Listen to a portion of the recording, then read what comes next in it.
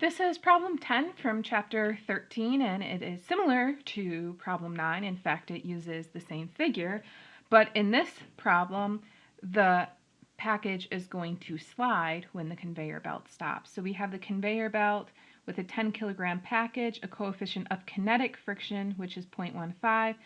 If the speed of the conveyor is now 5 meters per second, unlike the 4 meters per second from the previous problem, and the conveyor belt suddenly stops, we want to find the distance the package will slide on the belt before coming to rest.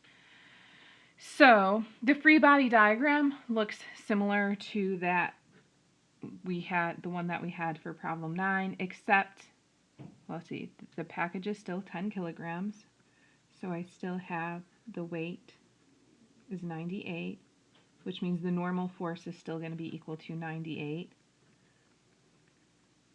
Since the sum of the forces in the y direction is equal to 0. But this force of friction now is going to be kinetic friction instead of static friction. So just like I did in the previous problem, now I can sum up the forces in the x direction. That is equal to the mass times the acceleration in the x direction. I only have one force in the x direction, so that's equal to 10 times the acceleration in the x direction, and this force is the force of kinetic friction, which is equal to my coefficient, which is 0.15, times my normal force, which is 98, which gives me 14.7. So I have 14.7 is equal to 10 times the acceleration in the x direction, therefore the acceleration in the x direction is equal to 1.47 meters per second squared. And then we are looking for the distance that the package slides. There's different ways that you could do this, but the acceleration is constant, and so we could use equation 12.6 to figure out the distance, which is s minus s naught in equation 12.6.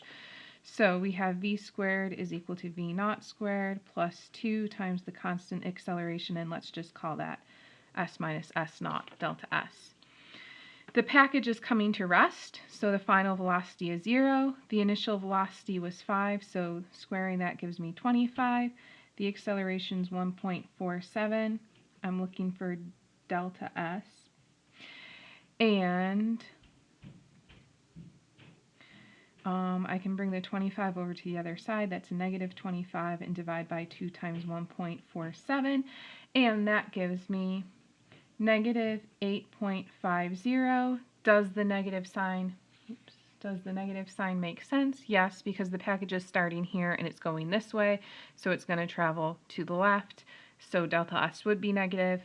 But if they just want the distance, we can say it slides for 8.50 meters before stopping.